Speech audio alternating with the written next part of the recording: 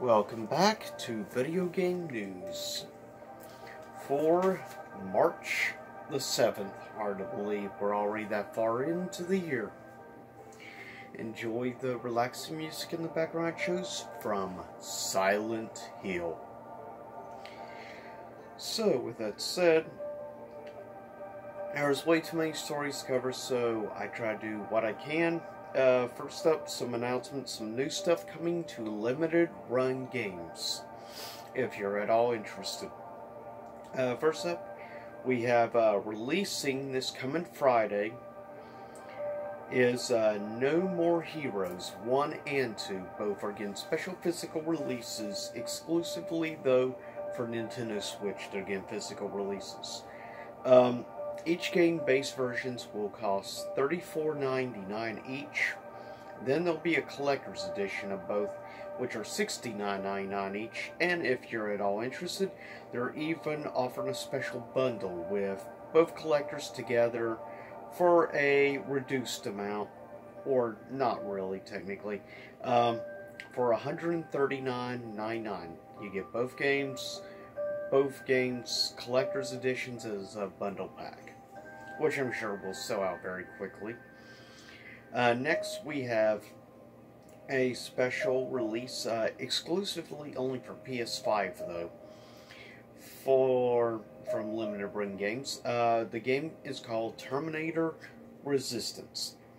Two versions, the regular $49.99 and then a $59.99 version for PS5.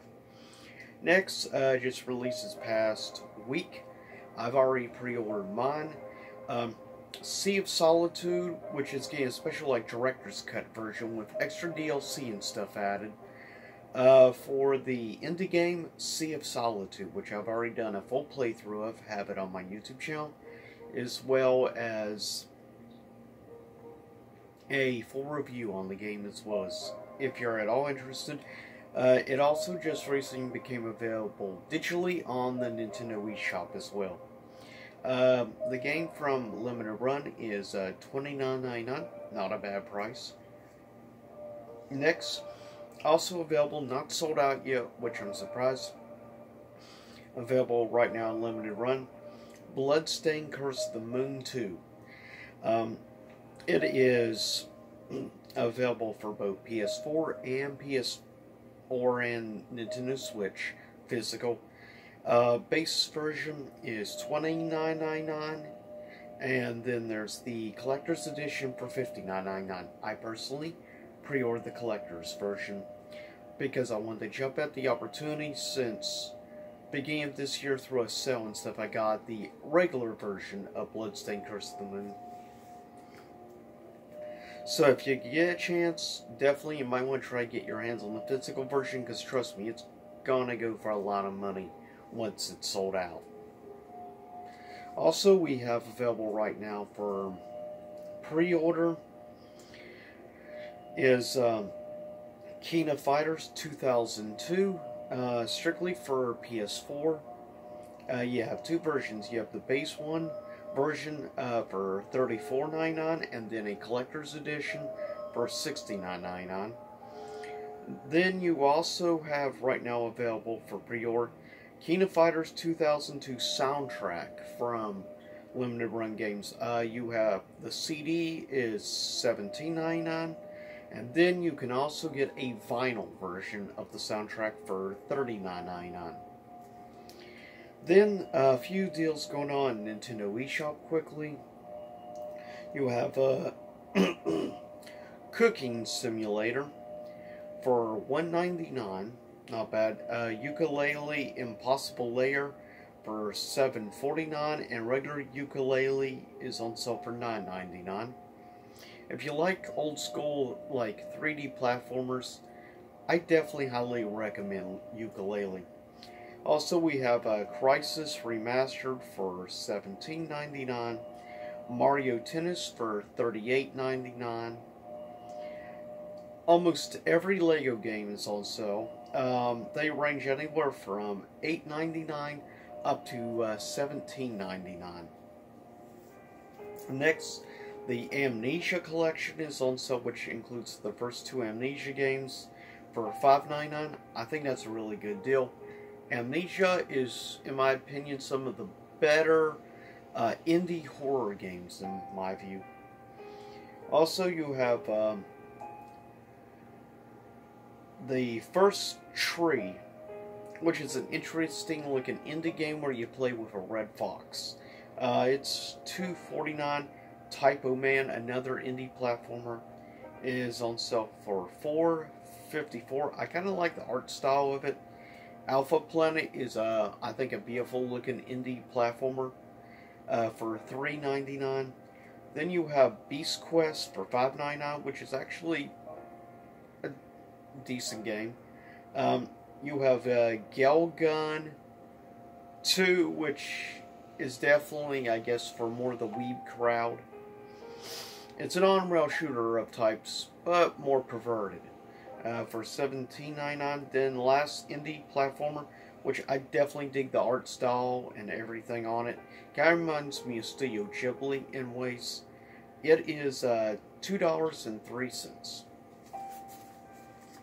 Next, in regular news, we have Apple is now under federal investigation for anti-competitive behavior following the Epic Store Games lawsuit. So now the government is getting involved. Well, serves you right, Apple, for your very questionable and not so proper business practices. Speaking as somebody who is not a fan of Apple. Also, we have Valve gives up on the Artifact reboot, which I know nothing about. I know nothing about the Artifact game or games. Also, the Sinking City has been pulled from Steam again for technical issues, lots of glitch problems. And yeah, the game does have definitely some glitches, though I actually think it probably runs better on consoles, surprisingly. Also, there's an open world Dungeons and Dragons game in development, which is interesting. Also, Nintendo announcing 4K cable plus new Nintendo Switch model with a bigger screen coming this year.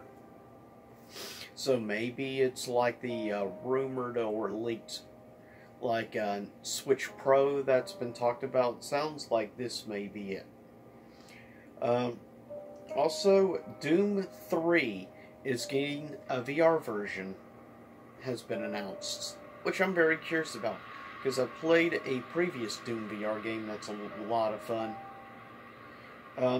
Also, PlayStation Store has announced they will no longer offer movie and TV sales, nor will they offer rentals now. I'm not surprised. I expected that to happen sooner or later. Also, Silent Hill comes to Fallout 4 with Episode 1 of Whispering Hills special mod. To be fair, the atmosphere and stuff in Silent Hill, in Fallout, kind of, I think I could see how you could do Silent Hill in that, in all honesty. Also, The Binding of Isaac, which is considered to be a great indie rogue platformer, has a sequel that's been announced, of course, now coming. That's The Binding of Isaac Repentance. It comes to PS5, PS4, and Nintendo Switch. Also through the actual game company website, you can pre-order a physical version of the game as well for PS4 and Nintendo Switch. And I wouldn't be surprised if it'll be sold out soon. Also, just quick little thing announced before I end this. That is more than 5,000 Final Fantasy XIV accounts have been banned for real money trading. Plus, Bungie has shut down servers for Destiny 2 Trials of Osiris because of real money trading as well. So thanks a lot to the greedy people. You're ruining things for other people. So thanks a lot for the greed. Anyways, with that said, that was video game news for March the 7th. Stay safe, and I'll see y'all next time. Same YouTube time, same YouTube channel. And boy, do I need some coffee. I'm filming this at 5:30 in the morning. See you next time.